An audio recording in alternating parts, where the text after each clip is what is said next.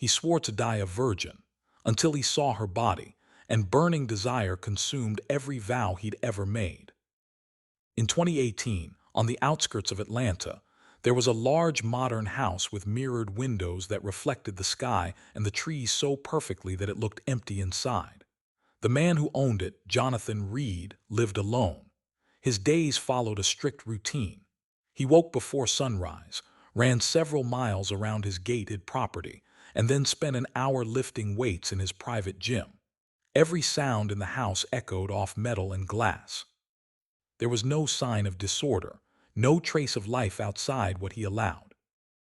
Jonathan had grown up in a house where rules were enforced with anger and a belt. From a young age, he learned that mistakes brought pain and that strength meant silence. Physical endurance became his way of surviving.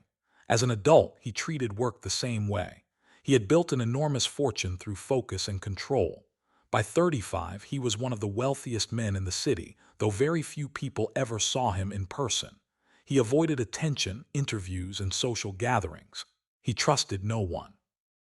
He understood markets, profits, and balance sheets better than people. Every smile he saw seemed false, every friendly gesture carried a hidden price.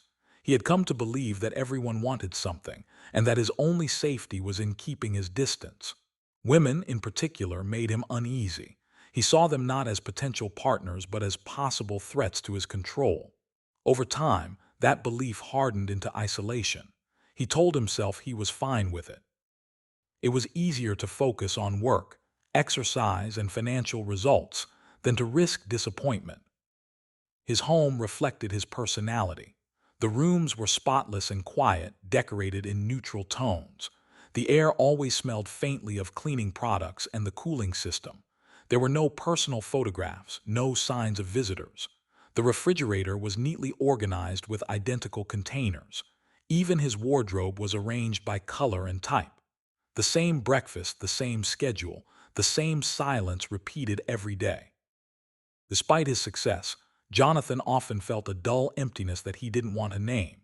He convinced himself that emotions were distractions, that contentment came from control. Yet some nights, when the city lights glowed faintly in the distance, he caught himself standing at the window longer than usual. The reflections showed only his own face, calm but tired. He didn't know what he was waiting for, perhaps movement, perhaps proof that life outside his house still existed. He rarely left his property except for business. He drove to his office in a black car with tinted windows, spoke little to his employees, and returned home without delay. His phone never stopped ringing, but the conversations were mechanical about contracts and numbers. He spent his evenings reading reports or exercising again to quiet his thoughts. The pattern gave him comfort. It was safe, predictable, and required no trust. That year, nothing in his calendar suggested that anything would change. Every hour was planned, every task accounted for. But one evening, a minor change in his schedule, a stop at a grocery store he had never visited before, would quietly begin to alter the life he had built. He didn't know it yet, but that simple, unplanned detour would be the first time in many years that he truly looked beyond his own reflection and saw the world outside. It was raining that evening, and the streets around Auburn Avenue were almost empty. The wet pavement reflected the glow of streetlights and neon signs. Jonathan parked his car far from the entrance of a small supermarket and walked through the drizzle in an old cotton jacket and worn sneakers. He enjoyed the anonymity. No one looked twice at him. Inside, the air smelled of bread and cleaning supplies. He moved slowly through the aisles, taking a rare break from the sterile order of his usual life. Then from the cereal aisle came shouting. The voice was harsh, slurred, and mean. Jonathan turned his head and saw a large woman clutching a small boy close to her chest. She was heavyset, with tired eyes and a quiet dignity that even fear couldn't erase. The man in front of her, red-faced and clearly drunk, hurled insults that made the people nearby freeze. His words cut through the store, cruel jokes about her weight, her skin, and her worth. The boy pressed into her side, hiding his face in her coat. Jonathan stood still for a moment. Something inside him cracked open. The woman's body, strong and soft at once, reminded him of his mother, a heavy woman who had spent her life shrinking herself to fit into a world that mocked her. He remembered the way his father's words had torn through their house, the way she'd cried in silence after each insult about her size. The echo of that pain hit him harder than he expected. He stepped forward before he even realized it. His movements were calm, deliberate, like a switch had flipped. He placed himself between the man and the woman. The drunk hesitated, shouting something else about people like her and leeches, but Jonathan didn't respond. His stillness made the man falter. A store clerk appeared and called security. Within moments, 2 guards took the man away, his voice fading into curses as they dragged him outside. The aisle fell silent.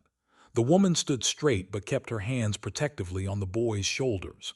She didn't speak. Her expression carried exhaustion but also pride. When her eyes met Jonathan's, there was gratitude, not the kind that seeks favor, but the kind that comes from someone who has survived too much to beg for help. He nodded slightly and left without a word.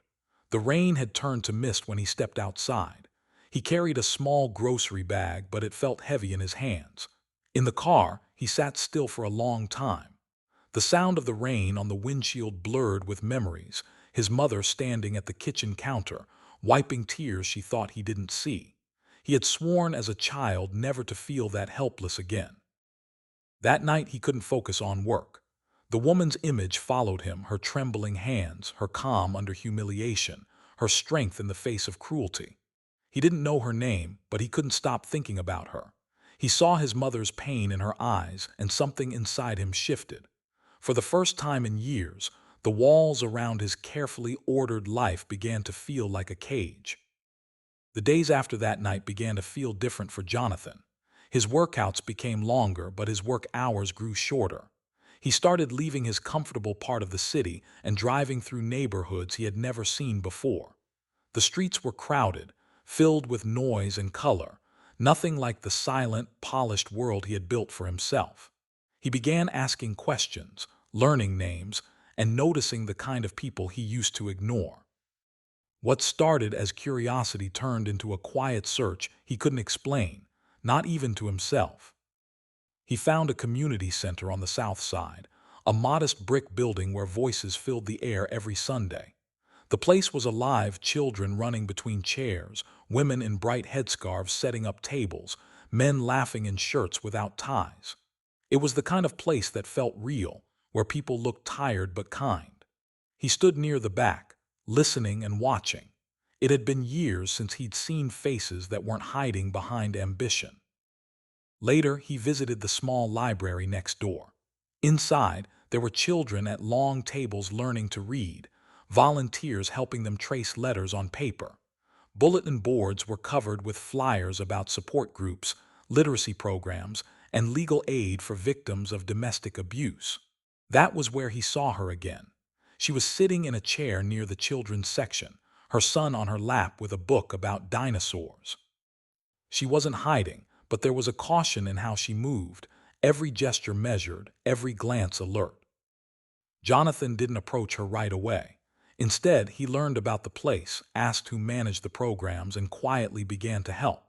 He donated through intermediaries, introduced himself only as a volunteer, and spoke to lawyers who handled domestic violence cases. He asked how someone in her situation could get legal protection, a stable address, and a chance to start over.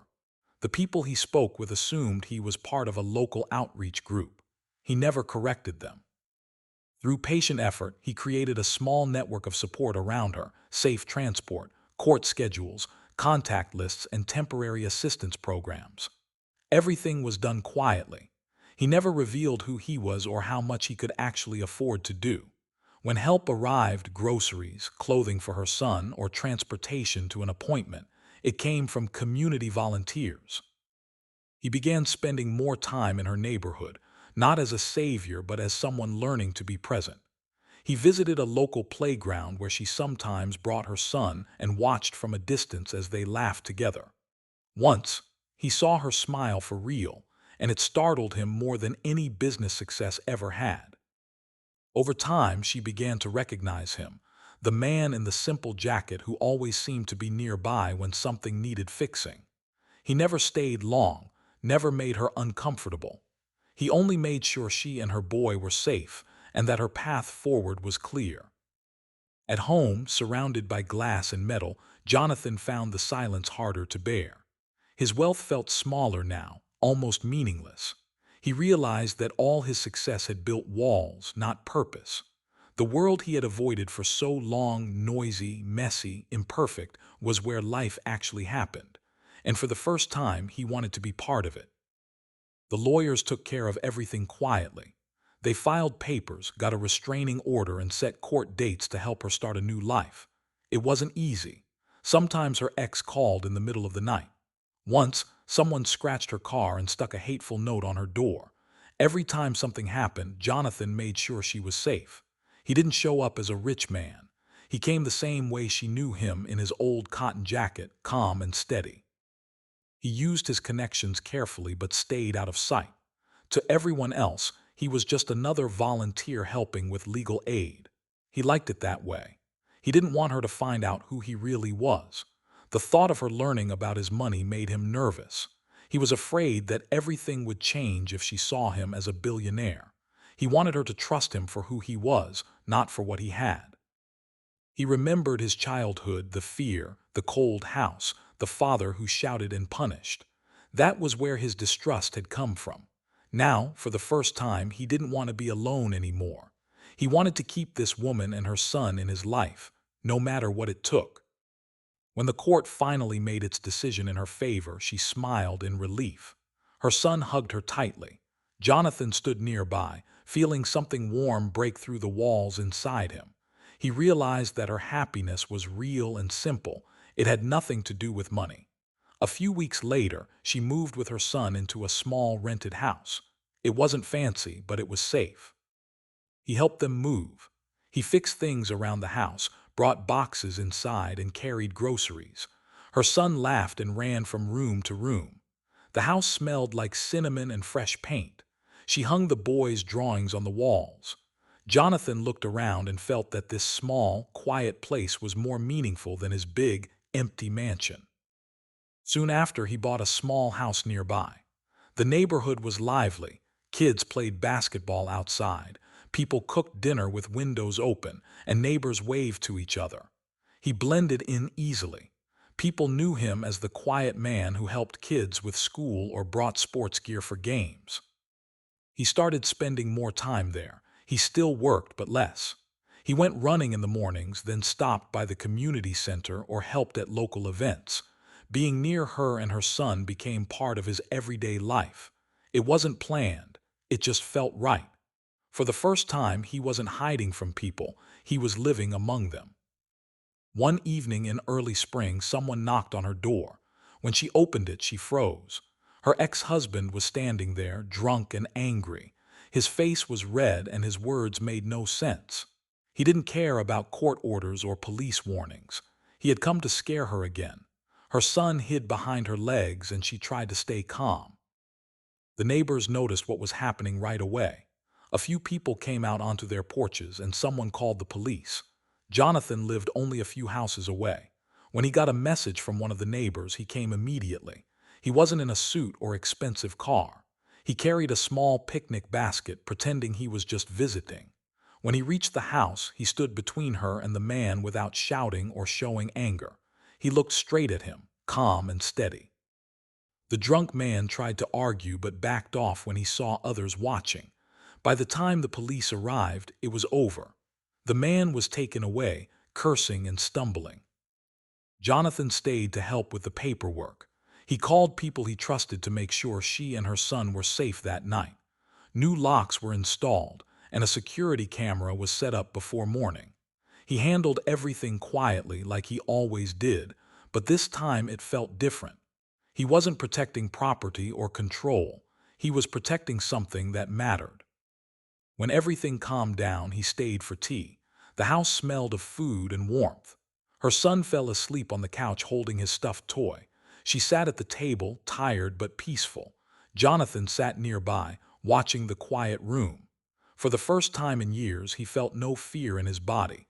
He wasn't tense or guarded.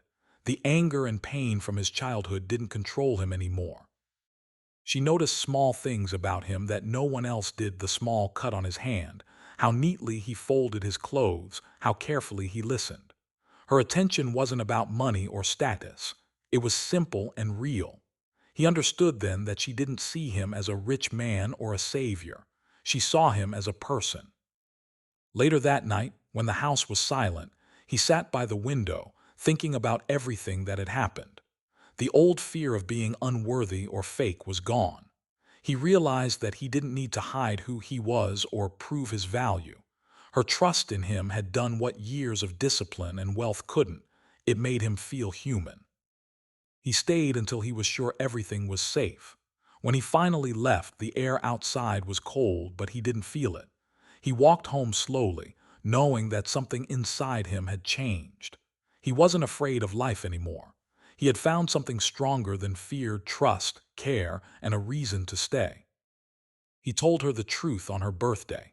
The house was full of neighbors and friends, people who loved her and had supported her through everything. There was music, laughter, and the smell of food from the kitchen. No one expected anything unusual to happen that evening. Then Jonathan walked in, holding a huge bouquet of flowers, larger than anyone had ever seen, and a small velvet box in his hand. At first, everyone thought it was just a sweet birthday gesture, but when he got down on one knee, the room went silent. He opened the box, and inside was a diamond ring so bright it caught the light from every corner of the room. People gasped, and she stood completely still, unsure if it was real. He spoke simply, explaining who he really was, a man with a life and fortune far beyond what anyone there could imagine. He told her that he had never lied about his feelings, only about his name. He wanted her to know the truth before asking her to be his wife. The words sounded unbelievable, and for a moment she thought it was a prank, but the faces of the neighbors showed it was. She laughed nervously, still in shock, and said yes, thinking it was all part of a joke. But then he handed her an envelope tickets for a honeymoon trip for the three of them, including her son. It was for a luxury island vacation, the kind she had only seen on television. The truth finally sank in. The ring was real. The trip was real. And the man she had known for so long as an ordinary neighbor was one of the wealthiest men in the state. For a moment she didn't know how to react. She looked at him and saw the same man who had once stood between her and danger, who had helped her rebuild her life, who listened and cared. Nothing about that had changed. The money didn't matter. What mattered was that he hadn't lied about the kind of person he was, kind, honest, and patient. That was what she had fallen in love with. The room filled with cheers and applause. Her son ran to hug them both. The neighbors cried and laughed at the same time, still processing what they had witnessed. It felt unreal, but at the same time perfectly right. Later that evening, as the guests left and the noise faded, she looked at him differently, not as a rich man, but as the same person who had quietly stood by her side all along. She told him she didn't care about the money or the islands. What mattered to her was that he was real and that his feelings were true. For Jonathan, it was the first time in his life he felt completely seen, not as a billionaire, but as a man who had finally found where he belonged. Thank you so much for taking the time to experience this story. I'd love to hear your thoughts in the comments. What moments touched you? What made you think? And what lingered after the final scene? Your feedback means a lot and helps me create stories that connect even deeper. Don't go too far. I'll be back tomorrow with more powerful, emotional, and thought-provoking stories that I can't wait to share with you. Don't forget to subscribe and hit the like button.